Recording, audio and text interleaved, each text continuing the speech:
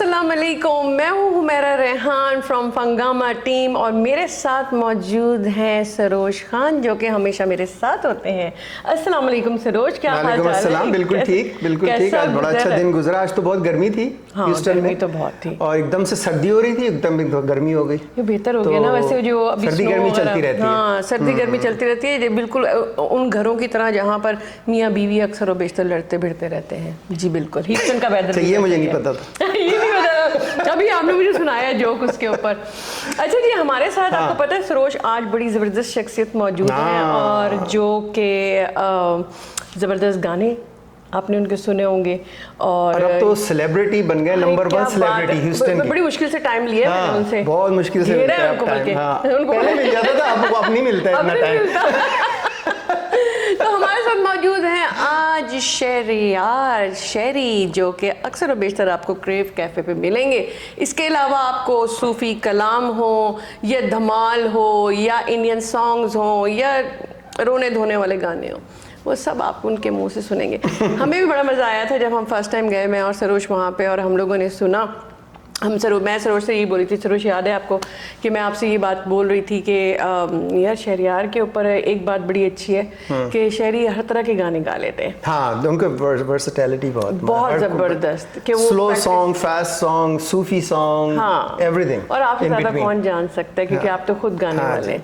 और इन दो गाने वालों के दरमियान में हमारे साथ मौजूद है शहरियार। जी शहरी, आप कैसे हैं? अस्सलाम वालेकुम जी, मैं बिल्कुल ठीक हूँ, और अच्छा हुआ आपने पहले शो की बात की, दूसरे की नहीं की। क्यों दूसरे की बात नहीं की? कौन सा दूसरा वाला जिसमें आप आए थे? बहुत बुरा हुआ था, रोना आ गया था मुझे रास्ते में खड़े हो गए।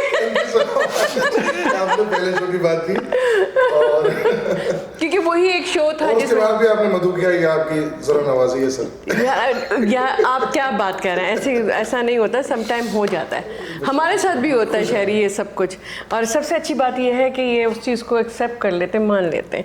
अच्छा जी, हम लोग आज बैठे हैं शहरी आपकी बहुत सारी बातें सुनने के लिए, मैं और सरोज। तो ये है कि आप ज़्यादा बोलेंगे और हम कम बोलेंगे, कुछ सवाल ऐसे होंगे जो आप हमें जवाब देंगे, इसका जवाब देना पड़ेगा। कोशिश करूंगा, वैसे बुजुर्गों ने बताया कि ज़्यादा बेटा जवाब नहीं। मेरे इर्द गिर्द दो ऐसे लोग बैठे हैं जो कि मुझे कहीं पे भी टोक सकते हैं, क्योंकि इनको बहुत सारे जोक आते हैं। कौन से? बीवियों के जो एग्जैक्टली तो वो मैं तो यूज्ड टू हो गई हूँ, अब तो ये कहानियाँ सुनाते रहते हैं। तो ये फरवरी का महीना है ना? हाँ, तो उसमें रिसर्च की थी कि वो औरतें कम बोलेंगी इस महीने। क्यों? तो उन्होंने कहा क्यों? उन्होंने कहा 28 दिन होते हैं खाली। Oh seriously? अच्छा जी सरोज, हम अपना प्रोग्राम शुरू करते हैं। हाँ जी, आप शुरू करेंगे या मैं शुरू करूं? आप शुरू करें। अच्छा जी शहरी, हमने आपके बारे में बारे में सुना क्या, हमने आपको देखा है। माशाल्लाह आपकी आवाज़ अल्हम्दुलिल्लाह अल्लाह ताला की बहुत बड़ी देन है, और आपने बहुत अच्छा, तारीफ़ों के अलावा आपने अपनी गुलकारी का जो है सफ़र कब शुरू किया? अगर देखें तो ये क्योंकि खुदा की अता होती है, तो ये मुझे खुद नहीं पता था कि मुझे अता अल्लाह की तरफ से है। तो बचपन में ही जब मैं स्कूल में पार्टिसिपेट किया करता था, तो पहले तो मैं बिल्कुल शाय था। तो मेरी पुप्पी ने और मेरे चचा ने मेरा ये टैलेंट जो है वो डिस्कवर किया, और उन्होंने कहा कि तुम कर सकते हो। तो मैंने स्कूल में पार्टिसिपेट करके मिली नगमे, नातें, सॉन्ग्स गा के, तो स्कूल से ही ये सिलसिला शुरू हुआ। तो मैं 5th क्लास में था, तो मुझे पूरे कराची में मैंने नात ख़्वानी में फर्स्ट प्राइज़ लिया था, और हमद में, और वही ज़फ़र कासमी साहब से, खुर्शीद अहमद साहब से, इनसे मैंने अवार्ड लिया था। तो बचपन से ही शुरू हो गया था सिलसिला। तो लेकिन बाकायदा तो मैं कहूँगा कि 92 में जब मैं फर्स्ट ईयर में था, तो बस मुझे शौक़ हुआ कि मैंने गाना है, और शौक में स्टेज लाइव करना शुरू किया। फिर आस्ता आस्ता सीरियस होते चले गए, और पैशनेट होते चले गए।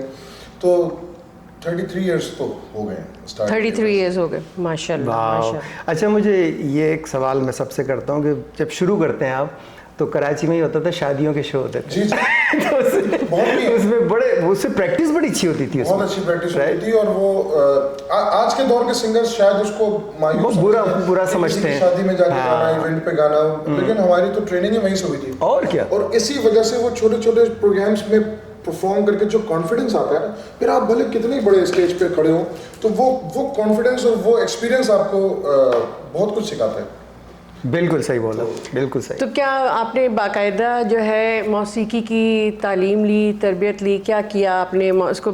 जब आपको शौक तो था ही जी, आपकी आवाज़ भी अच्छी थी, नेचुरली जो गिफ्ट था उससे मैंने स्टार्ट तो कर दिया था। अच्छा, लेकिन 8 साल 9 साल परफॉर्म करने के बाद, स्टेज पे गाने के बाद, ये रियलाइज़ हुआ कि यार उस्ताद होना चाहिए। बेउस्ताद जो है ना, वो नज़र आ जाता है कि ये किसी की शागिर्दी में नहीं है। तो फॉर्मल एजुकेशन होनी तो चाहिए। मैंने उस्ताद भी बहुत देखे, बहुत लोगों ने मशवरे दिए, तो उस्ताद भी नहीं समझ में आ रहे थे कि नहीं यार ये तो सिखाएंगे नहीं। तो करम ये हुआ कि एक उस्ताद मिले, उनका नाम है उस्ताद नईम खान साहब, वो अब दुनिया में नहीं है। तो वो जब मिले तो मुझे लगा कि शायद सही हाथों में आ गया हूँ। उनके पास बहुत इल्म था और उन्होंने सिखाया। तो मैं ये तो नहीं कहता कि मैं बाकायदा क्लासिकल ट्रेनिंग सिंगर हूँ, लेकिन बेसिक मेरी उन्होंने मजबूत की और शुरू की कुछ चीज़ें सिखाई, तो जिससे आपकी परफॉर्मेंस में, आपके काम में निखार आता चला जाता है। और बिल्कुल, थोड़ा सा नो हाउ होना बड़ा ज़रूरी होता है। बिल्कुल। और वो ये भी आपने सही बात बोली कि ज़्यादातर जैसे आप किसी को उस्ताद जब ढूंढें तो लोग पता नहीं क्यों छुपा, कुछ कल्चर था उस वक्त कि लोग बताया नहीं खानदान में ही रखते हैं, राइट।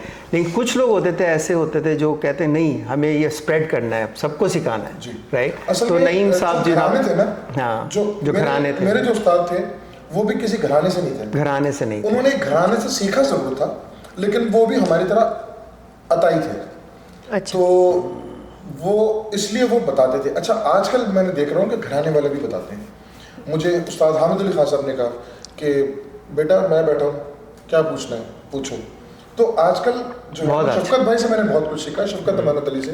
उनके साथ जब मैंने काम किया तो तकरीबन मेरा उनका 20-22 साल का साथ है, तो उनसे बहुत कुछ सीखने को चीज़ें मिली। अच्छा, और जो सीखने का मरहला शुरू हुआ था ना, वो बेसिकली लिसनिंग से। रफ़ी साहब को सुनना शुरू किया, नुसरत अली खान साहब को सुना, आबदा परवीन को सुना, लता जी को सुना, मेहदी हसन को सुना। तो जब ये इतने बड़े बड़े लोग आप सुनते हैं ना, तो कुछ ना कुछ आ ही जाता है। इसीलिए मैं अपने बच्चे से भी कहता हूँ कि लिसनिंग अपनी अच्छी रखें। भले आप वेस्ट सुने, वेस्ट में भी बहुत अच्छे अच्छे सिंगर्स, बहुत अच्छे अच्छे म्यूजिशियंस हैं जो जैज बजा रहे हैं, क्लासिकल है, ब्लूज है, तो वो भी आपको सुनते रहे बस। जो मैंने सुना ही नहीं था पहले। जब मैं इनू भाई के साथ गया, शालिम के साथ, इन लोगों के साथ फ्यूजन के साथ जब मेरा हुई दोस्ती यारी, तो मैंने फिर ये वेस्ट का म्यूजिक भी सुनना शुरू किया।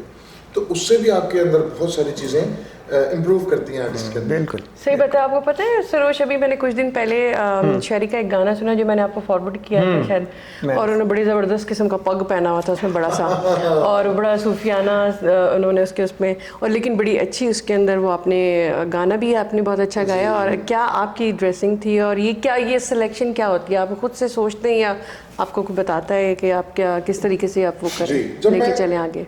जब मैं सूफीज़म की तरफ आया तो वहाँ मेरी 2 लोगों ने बड़ी हेल्प की मेरे गेटअप के लिए। अच्छा। जिसमें एक नबीला, जो पाकिस्तान का एक बहुत बड़ा नाम है, ओह यस, स्टाइलिस्ट है नबीला।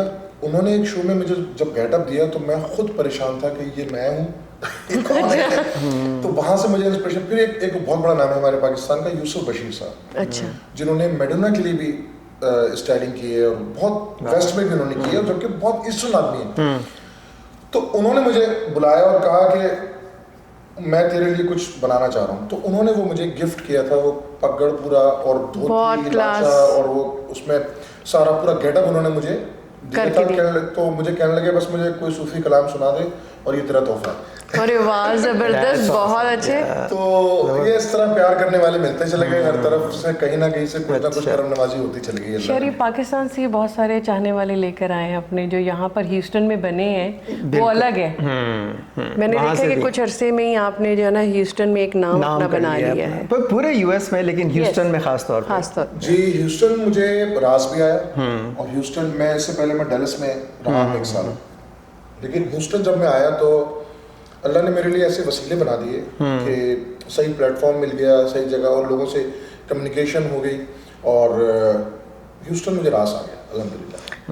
अच्छा, मैंने सुना है कि वो सरोज इनको जो है ना खाने का, मैंने सुना है कि बहुत ज़्यादा शौकीन है आप। देख सकते हैं। नहीं, सुना कि आप फूडी हैं, फूडी लेकिन कहते हैं आप ना बहुत foodie हैं। जिनको मतलब ये नहीं कि ज़्यादा, उनको शौक होता है हर तरह के खाने ट्राई हाँ। करें और पकाएं भी, या जो आप बताएं इसमें सच्चाई है कितनी क्या? सच है? खाना मुझे अमेरिका ने सिखाया है। पकाना अमेरिका ने। कराची में तो मैं अंडा भी नहीं बना सकता था, फ्राई भी नहीं कर सकता था। सिर्फ चाय बनानी आती थी कराची में। मुझे खाना मुझे अमेरिका ने सिखाया कि ये मैं वैसे इससे अच्छे तो हमारे अमेरिकन बच्चे हैं। वो मेरा मियाँ देखो सब कुछ बना लेता है, तो कीमा हर चीज़, हाँ। चावल, ओ यस, बड़ा जबरदस्त बिरयानी। बनाते हैं। मैं भी बना लेता हूँ। अब तो आप भी बना लेते हैं। हाँ। तो मैं भी सीखना ही पड़ता है हाँ, आके। लेकिन खाने का शौकीन मैं हूँ, लेकिन बहुत ज्यादा चूजी नहीं हूँ कि मेन मेख निकालूँ। हाँ, जरा नमक कम रह गया ना। हाँ, नमक कम है बेगम, फिर से बना के ले आओ जरा, थोड़ा सा चाय बना दो थोड़ी सी। ठीक है। ठीक है। हाँ, ये है कि मेरे दोस्त मुझे कहते थे कि हम जैसे कहीं मिले, रेस्टोरेंट में, कहीं होटल में मिले, तो वो कहते हैं यार खा ले, हमने ऑर्डर किया कुछ। मैंने कहा यार मैं अभी खा के आया हूँ घर से। अबे खा ले, हमें पता है तू खा के भी आया तो हमसे ज़्यादा ही खा लेगा। तो ये इसलिए वो है। अच्छा, आपके बारे में सुना है कि आप मोटरसाइकिल चलाते हुए सो जाते हैं। ये क्या चक्कर है? ये ये तो मुझे बहुत किसी बहुत खतरनाक। अंदर की बात आई है ये कहीं से। यार आपके बारे में पता कर लिया बस ये हमने। बात तो मैं बता रहा हूँ कि या तो मैं क्या कहूँ आपको, ये हम अंदर से लाएं ये सारी इंफॉर्मेशन। बहन भाइयों को, माँ बाप को नहीं पता ये बात। ये देखिए, अब ये देख ले, ये फंगामा टीम का कमाल है। तो बाहर ही नहीं निकलने देती, बाइक पे सो जाता। ये फंगामा टीम का कमाल है भाई। यार कमाल भाई, कमाल। बाप बाकी में आप बाइक चलाते हुए सो जाते हैं? एक दफा ऐसा हुआ, या 2 दफा हुआ होगा कि हुआ ये कि हमारा स्टूडियो था डिफेंस में, फिर उसके बाद 146 में हमारा स्टूडियो था जहाँ मैं अक्सर जाता था। तो अमूमन ये होता था कि 10, 11 बजे, 12 बजे हम बंद करके चले जाते थे घर। लेकिन कभी कभार कोई प्रोजेक्ट, कोई ऐसा क्लाइंट का इमरजेंसी का काम है कि देना है लाजमी, सुबह रिलीज होनी है कोई भी चीज़, तो 2-3 बज जाते थे रात को स्टूडियो में। तो जब मैं घर जा रहा होता था तो रोडें खाली होती थी शारा फैसल पे। अब वो एक ही उस पर आप जा रहे हैं तो वो थोड़ा सा आदमी ही हो जाता था, तो मैं सो जाता था, बराबर से रक्षा हो जाता था। तो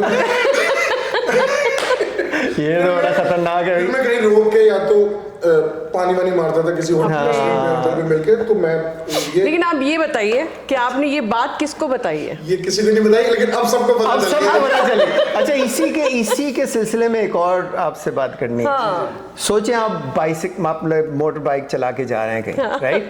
आप जा रहे हैं, कोई सड़क आई, उसमें एक बिल्ली क्रॉस कर गई आपको, किस कलर की? काली। तो आप क्या करेंगे? ये भाग जाएंगे, पीछे से गायब हो अगर जाएंगे। बाइक मैं चला रहा हूँ तो रोक दूंगा, अगर मैं पीछे बैठा हूँ तो चलती बाइक में से दौड़ जाऊंगा। डर जाएगा। ये हो चुका है, ये कर इसीलिए पूछा था। यार कौन लोग हैं आप लोग? हम फंगामा है। कौन किसको किया मुझसे पहले यहाँ पे बताया मेरे आने से पहले? हम लोगों को बुलाने से पहले उनके पीछे से देखते हैं ना कहाँ से आए, क्या क्या कुछ करके आए। और मैंने तो सुना है कि आप चलती बाइक में से पीछे से, वो बंदे ने पीछे से पलट के बात बोला की, ना। बोला, और ये गायब भी हो चुके थे पीछे से। यार ये भी हुआ है बहुत, इसके तो बहुत ही किस्से हैं कि मतलब काली बिल्ली अगर रास्ते से गुजर जाए तो मैं पता नहीं क्यों मेरे जहन में एक बात बैठ गई, तो मैं नहीं रास्ता काटता, या तो मैं वेट करता हूँ कोई और गुजर जाए तो फिर मैं जाता हूँ। तो एक दफा देखिए हुआ है कि मेरे दोस्त ने नहीं रोकी, वो बिलीव नहीं करता था। अबे कुछ नहीं होता, मैं चलती बाइक में से उतर गया। एक दफा ये हुआ, एक दफा एक दोस्त के साथ में और बैठा हूँ, तो वो चला रहा है बाइक, मैं पीछे बैठा हूँ। कराची में आपको पता ही नाजुबाग वाला एरिया, तो हमसे जैसे ये हमारी बाइक है तो ये थोड़ा सा हमसे एक आगे बाइक जा रही है, और मैं देख रहा हूँ, मेरे दोस्त ने भी देखा है कि इधर एक गेट है, वहां से काली बिल्ली का रुख है कि वो सामने से गुजर जाएगी। Oh my God. अब मैं इस पोजीशन में हूँ कि मैं उतर जाऊंगा, ये तो रुकेगा। कब उतरूं? ये वही दोस्त है। कूदने के लिए तैयार। हाँ, तो लेकिन जो आगे वाली बाइक थी ना, इस बंदे ने जब देखा ना कि बिल्ली आ रही है, उसने कहा उसने खुद ही हुर के तो बिल्ली वापस चली गई। अब मेरे दोस्त ने बाइक रोकी और हंस रहा है कि उस बाइक में भी शहरी था।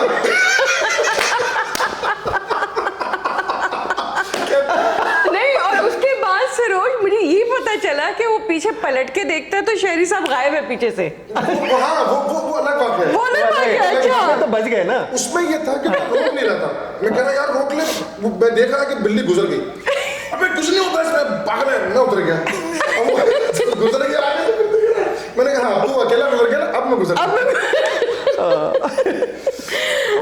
जी, आपका कोई ऐसा यादगार लम्हा जो आपने ज़िंदगी में आपकी पूरी लाइफ में ऐसा हो, कोई यादगार लम्हा जो आपने मिस करते हो उस चीज़ को, याद करते हो यहाँ आने के बाद, यहाँ आने के बाद पाकिस्तान में कहीं पे कहीं पे भी कहीं भी एक चीज़ मैं यहाँ पे आने के बाद जो बहुत ज़्यादा मिस करता हूँ ना, वो है कि मैं जब से बड़ा हुआ हूँ और घर से निकलता हूँ, मैंने कोई दिन नहीं देखा कि अम्मी दरवाजे पे खड़े होकर आयतुल कुर्सी फूंक के मुझ पे ना निकल रही हूँ। तो वो अम्मी का दरवाजे पे खड़ा होना मैं बहुत ज़्यादा मिस करता हूँ कि वो दुपट्टा है और वो बस वो हाँ, ये सब माओ का यही हाल होता है। देख रहा हूँ कि जब हो गया उनका तो फिर मैं गाड़ी लेके निकल रहा हूँ या जैसे, तो वो चीज़ मैं बहुत ज़्यादा मिस करते हैं। वो इंशाल्लाह कोशिश है कि वो भी आ जाएं, यहाँ पे आ जाएंगे इंशाल्लाह। लेकिन अली मैं एक बात आप शहरी एक बात खुशकिस्मत हैं कि हाँ, आप अम्मी अब्बा हैं, बिल्कुल। मतलब ये मेरी वालदा शी पैस्ड अवे, लेकिन वो भी यही था कि वो कह इधर आओ, इधर आके वो हसार बनाया उसके बाद जाओ। और यही वजह है शायद, मेरा तो यकीन है कि उन्होंने फिर ये सिखाया हमें, तो मैं भी पढ़ता हूँ, मेरा बच्चा भी पढ़ता है, हिसार करके निकलते हैं। बिल्कुल। अल्हम्दुलिल्लाह आज तक कोई ऐसा मेजर एक्सीडेंट या कोई ऐसा हादसा नहीं हुआ। ऐसा नहीं हुआ कि पूरा शहर कराची एक टाइम पे आग में लगा हुआ है, ये बस जल रही है, इधर ये हो रहा है और मैं अकेला जा रहा हूँ और मैं अकेला आराम से अपने घर पहुँचा। अच्छा, सही बात है। और बात ये है कि जब पेरेंट्स होते हैं ना तो आपको वैसे भी लगता है कि एक हाँ, लगता है you're invincible। आपको कोई परेशानी कोई नहीं है, हाँ, कोई सर है के ऊपर। पीछे। तो वो यही है कि अब मैं जैसे आप बात कर रहे हैं तो माशाल्लाह मेरे भी 3 बच्चे हैं, तो मैं भी अभी जब वो सुबह जा रहे होते हैं तो पहले मैं उन पे हिसार पढ़ती हूँ, उनका हिसार करती हूँ रात को, पाकिस्तान से लेकर और यहाँ पर जितने बहन भाई अपना सबका हिसार करती हूँ। तो ये होता है लाइफ में आपका। अच्छा जी, और अच्छा पहला ब्रेक किसने दिया आपको? पहला ब्रेक हाँ, गाड़ी ने। गाड़ी तो देती रहती है। देखिए पहला ब्रेक मैं कैसे कहूँ, क्योंकि बहुत सारे लोगों ने मुझे मुख्तलिफ तरीके से अपने अपने उसमें, जैसे इमू भाई ने मुझे स्टूडियो में इन कराया सबसे पहले। इमू भाई का यह है कि मैं स्टूडियोज में जब आया और मैंने कॉम्पोजिशंस करना शुरू की, ये मुझे वहाँ से इमू भाई की तरफ से मिला। दूसरा मुझे अगर आप कहें तो टीवी शोज पे जब मॉर्निंग शोज में इंट्रोड्यूस करा वो फैसल कुरैशी ने करवाया। अच्छा। पहले मैं फैसल कुरैशी टीवी 1 पे शो किया करते थे, मुझे याद। तो वहाँ पे मैं फर्स्ट टाइम मैं इंट्रोड्यूस हुआ। उस वक्त आमिर भाई के साथ मैं नहीं काम करता था। फिर आमिर भाई के साथ इंट्रोड्यूस मेरे एक दोस्त ने कराया। तो आमिर भाई ने बेसिकली जो लोगों ने मुझे मेरे नाम से पहचाना, मेरे चेहरे से मुझे पहचाना, वो आमिर भाई के साथ जब मैं जियो पे रमजान ट्रांसमिशन की और उसमें उनके साथ मैंने नात, जबकि नाते में उनके साथ पहले से भी रिकॉर्ड करता था, 2007 से मैं उनके साथ ऑडियो एल्बम पूरी नाते रिकॉर्ड करता था। लेकिन जब 2012 में मैं उनके साथ खड़ा हुआ टीवी पे लाइव नात पड़ी, तो उस वक्त लोगों ने मुझे पहचाना कि यार ये शहरी है। और मेरे लिए इतने एजाज की बात हुई कि बुजुर्ग सफ़ेद दाढ़ियों वाले वो मुझे शहरी भाई कहा करते थे। शहरी भाई आ गए, शहरी भाई आ गए। इतनी इज्जत दे, क्या बात। अच्छा, वेलकम बैक नाजरीन, हम वापस आ गए हैं अपने शो में और हमारे साथ मौजूद है शहरियार। जैसे कि आपको पता है कि शहरी आज हमारे साथ मौजूद है और वो हमें बहुत अच्छे से गाने भी सुनाएंगे। क्यों सर? क्यों? बिल्कुल। तो वो तो सुनना ही पड़ेगा, वो तो सुनना ही पड़ेगा, ज़रूरी है वो। जी बिल्कुल। अच्छा, मैं ये पूछना चाहूँगा मौसीकी के सफ़र में जी। आप बताएं कोई यादगार लम्हा जो आपको मैंने कहा ये जो मेरा वो टर्निंग पॉइंट था वो।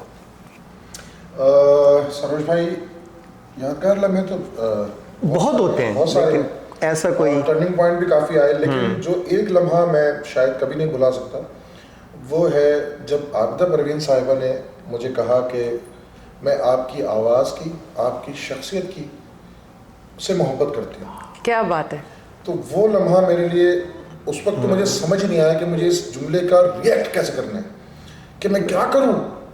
तो मैं तो अजीब था कि इतनी बड़ी, जिसको आप अपनी रूहानी उस्ताद मानते हो और वो आपके लिए कहे कि मैं आपकी शख्सियत, आपकी आवाज़ की मैं उससे मोहब्बत करती हूँ। तो वो लम्हा मेरे लिए इतना यादगार था कि जब मैं घर वापस आया, जब मैंने स्टार्ट किया ना ये म्यूज़िक, तो मेरे वालिद पसंद नहीं करते थे कि मैं म्यूज़िक करता हूँ। मेरे वालिद बहुत ही काबिल आदमी और बहुत ही अच्छे टीचर, बहुत ज़बरदस्त लोगों को पढ़ाना, ये तो उनको नहीं अच्छा लगता था। लेकिन उन्होंने कभी ऐसा नहीं किया कि नहीं तुम नहीं करोगे, सिर्फ और उन्होंने कहा भी नहीं कि मुझे ये पसंद नहीं है तुम्हारा काम करना। लेकिन जाहिर बात है औलाद समझती है कि ये मेरे वालिद को ये पसंद नहीं था ना, आपको पता था। तो जिस दिन मैं ये शो करके आया हूँ और उन्होंने लाइव टीवी पे देखा है, तो उन्होंने अम्मी को कहा है कि आज कुछ घर में मीठा बनाओ। मेरे अच्छा। बेटे के लिए आबिदा परवीन ने क्या कहा है। क्या बात है, जबरदस्त, ये तो वो बहुत बड़ी लम्हा बात है। मैंने- टर्निंग दो- पॉइंट ही हो एक गया ना। लम्हे से दो लम्हे जो मेरे लिए थे ना, कि वालिद का कहना, acceptance। 25 साल के बाद। अनबिलीव या वाह। ये बहुत बड़ी बहुत बात बड़ी है बात। भाई, ज़बरदस्त। अच्छा, मुस्तकबिल में क्या आपने आपके कोई प्रोजेक्ट, कौन कौन से आप किस तरफ आना चाह रहे हैं प्रोजेक्ट लेके, कोई है आपका इरादा आगे कुछ करने का, या आप कोई एल्बम तैयार कर रहे हैं? कुछ ऐसा एल्बम है? तो अब दौर नहीं है एल्बम का, अब तो सिंगल्स ही होते हैं। तो हाँ। मैं अपने सिंगल्स गाने करता रहता हूँ। अभी जैसे मैंने भी किया था, परदेश में देश की बातें करना अच्छा लगता है। हाँ। तो वो यहाँ आके मैंने उसको ऑब्जर्व किया कि किस तरह की लिरिक्स होनी चाहिए। यहाँ के लोग, यहाँ के जो पाकिस्तानी हैं वो किस तरह मिस करते हैं, क्या क्या चीज़ें मिस करते हैं। मैंने एक गाना बनाया जो आपके प्लेटफॉर्म से, आपके प्रोग्राम में फर्स्ट टाइम बता रहा हूँ। अपनी वालिदा के लिए भी एक गाना बनाया था काफ़ी साल पहले। तो अभी मुझे लगा कि मुझे अपने वालिद के लिए भी गाना बनाना चाहिए। तो मैं अभी तक ये सरप्राइज है, ये मेरे घर में भी उनको नहीं पता है। किसी को नहीं पता। ये किसी भी, सिर्फ मेरी वाइफ को पता है और मेरे बच्चे को पता है कि मैंने अपने वालिद के लिए गाना लिखा है, और वो मैंने रिकॉर्ड भी कर लिया है, वो मैंने उसका वीडियो भी कर लिया है। हम वीडियो अंकल को भी भेज देने वाले हैं। अच्छा, आप वीडियो उनको बताने के लिए। आप जब आप रिलीज करते हैं तो आप सॉन्ग और वीडियो रिलीज साथ रिलीज करते हैं? साथ करते जी, मैं ज्यादातर साथ करता हूँ। वैसे तो आजकल आजकल गैप भी होता है। ऑडियो भी रिलीज हाँ, ऑडियो होता है। Right. ऑडियो भी अपने रिलीज किया है ऐसे, लेकिन मेरी कोशिश यही होती है कि वीडियो के साथ जाए।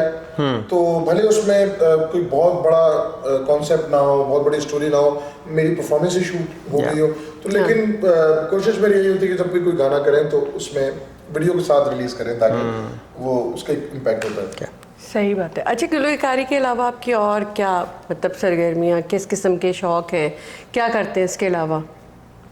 गुलकारी के अलावा हाँ, किस किस्म के शौक हैं? बहुत ज़्यादा तो नहीं। मूवी देख ली अगर मैं, अगर फ्री हूँ तो मूवी। वैसे यहाँ पे मैं आपको एक बात बताऊँ, कुछ करने के लिए कुछ ज़्यादा है भी नहीं मुझे लगता यहाँ है। पर तो नहीं। अगर पाकिस्तान की भी बात करते हैं तो शुरू में कॉलेज और स्कूल लाइफ में तो क्रिकेट बहुत खेलता था मैं, लेकिन उसके बाद वो भी आस्ता आस्ता चलती है। लेकिन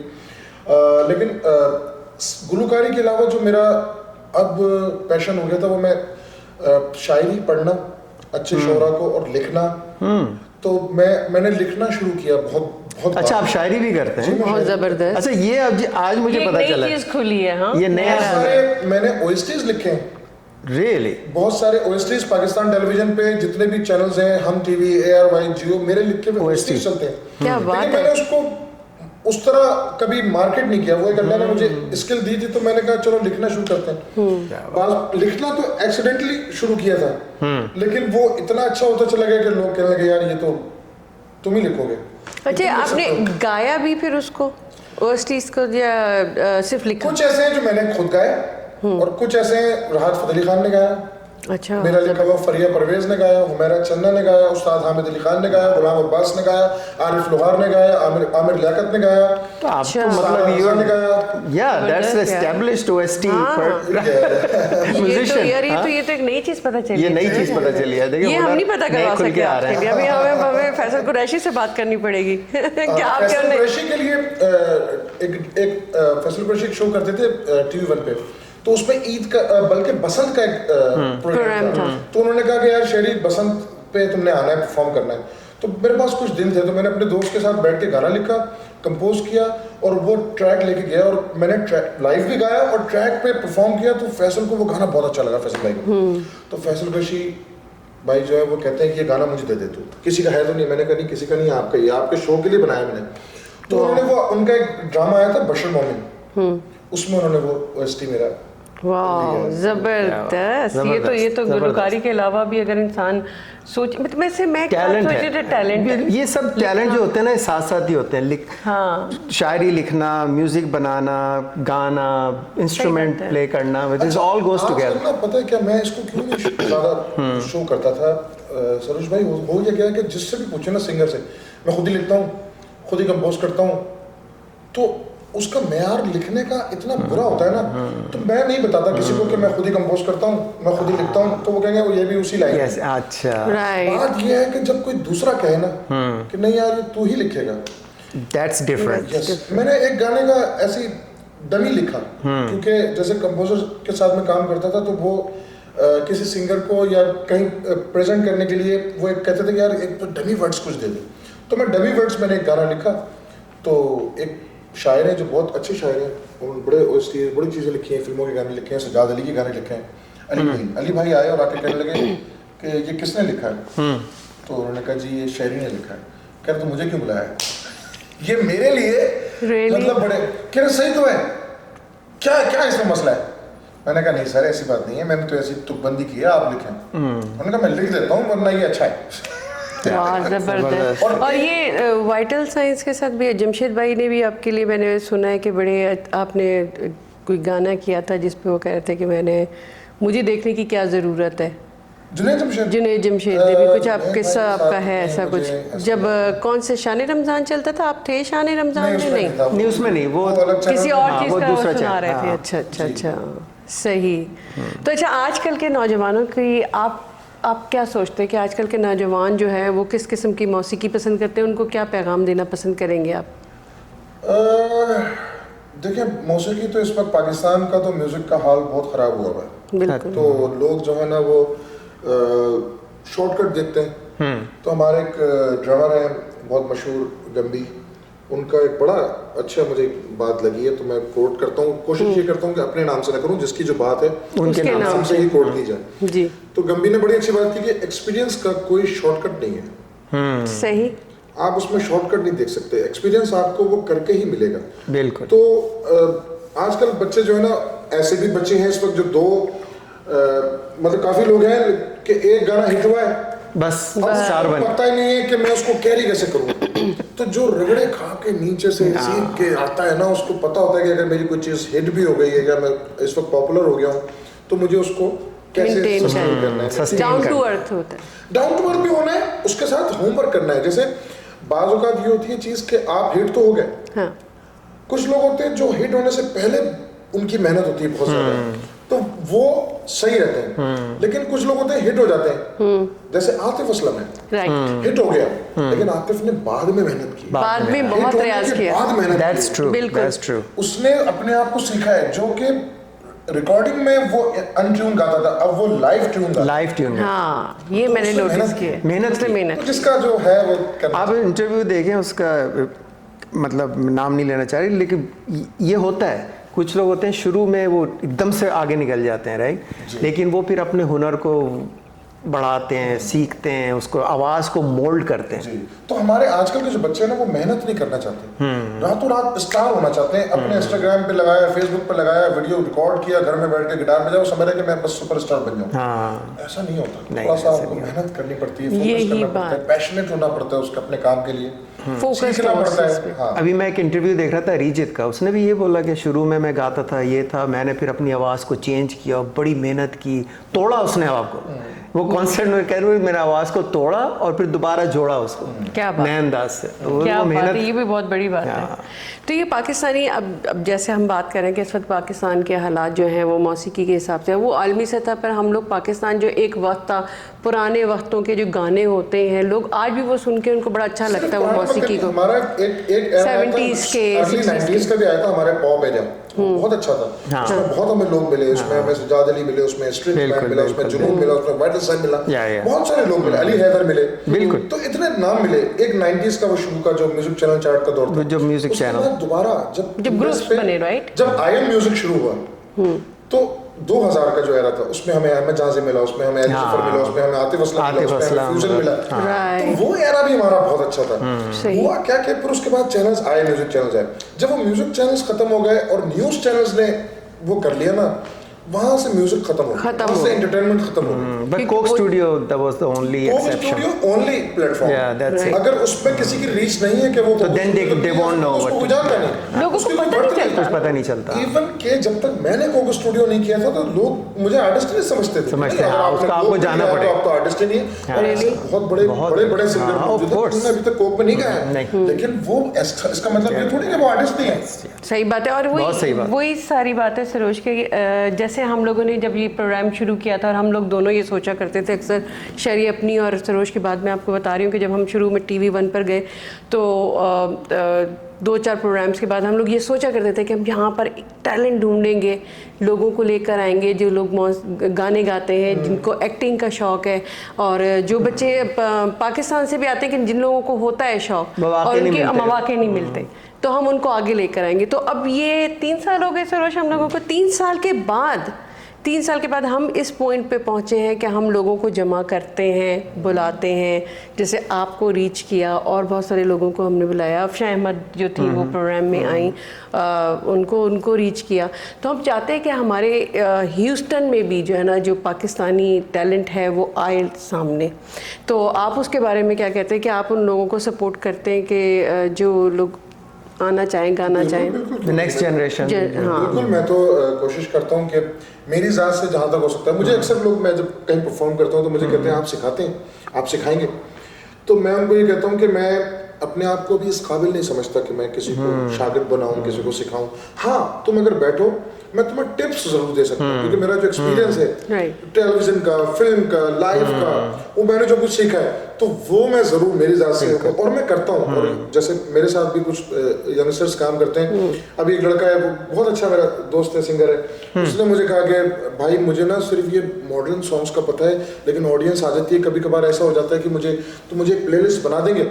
तो मैंने उसको एक प्लेलिस्ट बना दी थी। तो वो कह रहा है यार आपने बिल्कुल मेरे मिजाज के मुताबिक गाने सिलेक्ट करके तो इसी को ऊपर से नीचे तक। ये भी बड़ी बात है कि आप किसी की आवाज सुन के और आप उसकी, हाँ, आपको पता उसकी रेंज क्या है। ये चीज़ कैसे आती है मैं बताऊंगा। हाँ। क्योंकि मैंने आपको बताया ना कि मैं स्टूडियो लाइंस में था, तो मैं एज ए असिस्टेंट भी मैंने काम किया म्यूजिक डायरेक्टर के। मैंने खुद कंपोज करके और मैंने ड्रामों के लिए और फिल्म के लिए भी मैंने म्यूजिक किया है। तो मैं खुद बजा नहीं सकता, लेकिन जैसे किसी के साथ मेरे दोस्त है फैसल सकी या सोहेल, इनके साथ में मिलके हम, जैसे लक्ष्मीकांत प्यारेलाल, हाँ, 2 लोग मिलके म्यूजिक कर रहे हैं, तो इस तरह हमने एक अपना एक डुओ चीज बनाया था। तो मैं करता था। तो उसमें अगर आपके अंदर ये स्किल नहीं है तो आप म्यूजिक डायरेक्टर या म्यूजिक कंपोजर हो ही नहीं सकते। कि आपने कंपोजिशन की ये चीज, सिचुएशन आपके सामने है, अब आप ये देखते हैं कि ये कौन सी आवाज़ अच्छी लगेगी। ज़रूरी नहीं कि हर गाने में मेरी आवाज़ अच्छी हो, नहीं यार इसको हम अली जफ़र से गवाते हैं, यार इसको हम फरिया परवेज से गवाते हैं, बड़ा, या सनम मारवी से गवाते हैं, बड़ा अच्छा है। तो वो म्यूजिक डायरेक्टर में ये स्किल होना जरूरी। आप देखें ना, एक फिल्म में आप 5 गाने किशोर कुमार गा रहे हैं, 1 गाना मोहम्मद रफ़ी से गवा रहे हैं, क्यों भाई? वो छठा भी उसी से गवा लेते। सही बात है। एक गाने की सही बात। अच्छा, पते की है उन्होंने। तो हाँ, ये तो हाँ। तो आप थोड़ा सा हमें कुछ गाना कोई सुनाएं, कोई अच्छा सा, कोई मतलब हमें इंस्ट्रूमेंट लेके आते हैं। अच्छा, हम एक लेते हैं ब्रेक सरोज, उसके बाद हम लोग वापस आते हैं। लेते हैं एक छोटा सा ब्रेक। वेलकम बैक नाजरीन, हम लोग वापस आ गए हैं ब्रेक से, और हमें पता है हमारे दिल से दिल का रिश्ता कायम है अभी तक। आपकी इस वजह से हम लोगों ने शायरी को तैयार किया है कि वो हमें 2-3 सॉन्ग सुनाएंगे, और गिटार पे मौजूद हैं सरोज खान, जो कि हमेशा होते हैं। जी शायरी, आप हमें क्या सुनाने वाले हैं आज? एक बहुत ही खूबसूरत सूफी कलाम। बिल्कुल, चले जी। पीरां नूं मैं सीने लावां ते मैं हसदे जावां,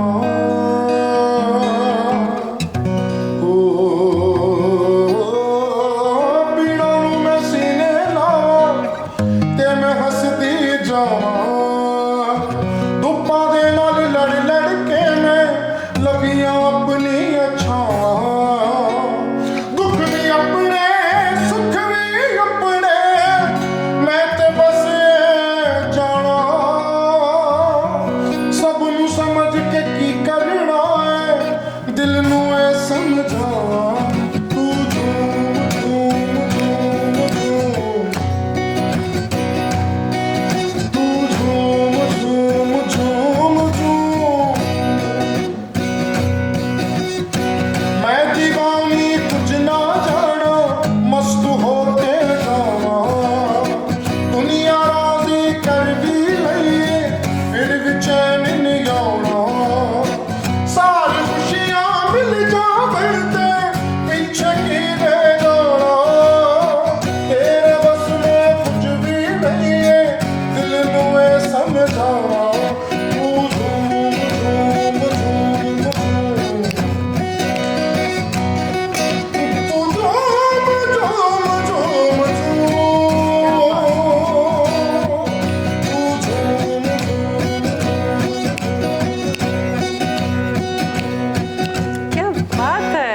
जबरदस्त। Thank you so आपने क्या शहरी, आपको अल्लाह ताला इसी तरह से इज्जत देता रहे Thank you so much, और thank you इसी तरीके से आपकी की गिटार चलती रहे और आपकी भी आवाज़ में अल्लाह ताला इसी तरीके से हो दे।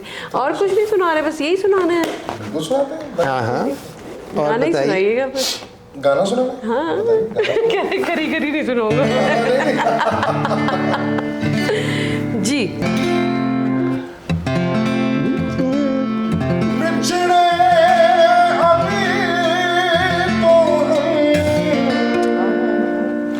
बस कल परसों जीऊंगी मैं कैसे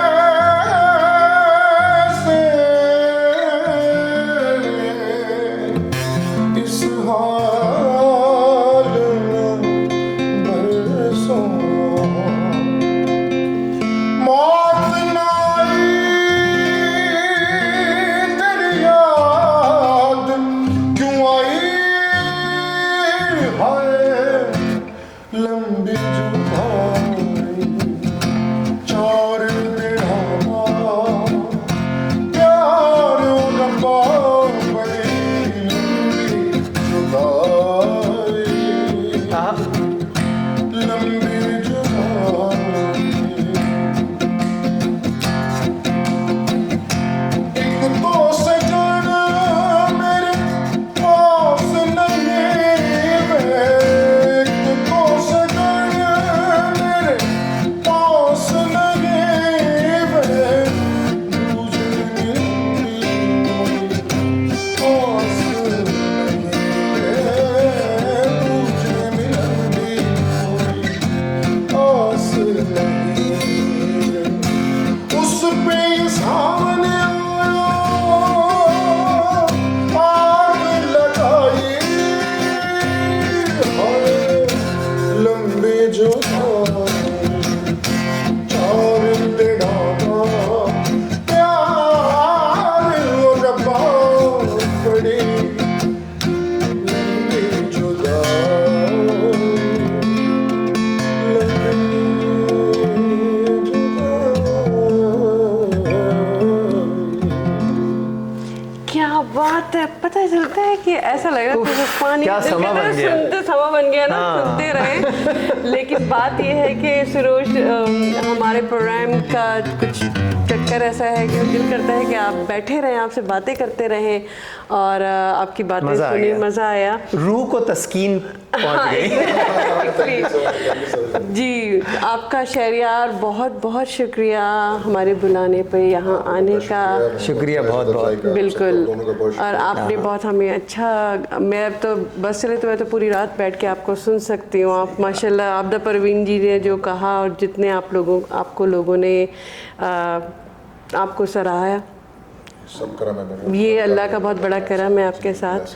और इंशाल्लाह ताला हम एक प्रोग्राम ऐसा करेंगे जिसमें हम सिर्फ गाने ही रखेंगे, हम बहुत बड़ा इंटरव्यू नहीं करेंगे सरोज, फिर हम गानों का बिल्कुल, प्रोग्राम रखेंगे, बिल्कुल, ठीक है?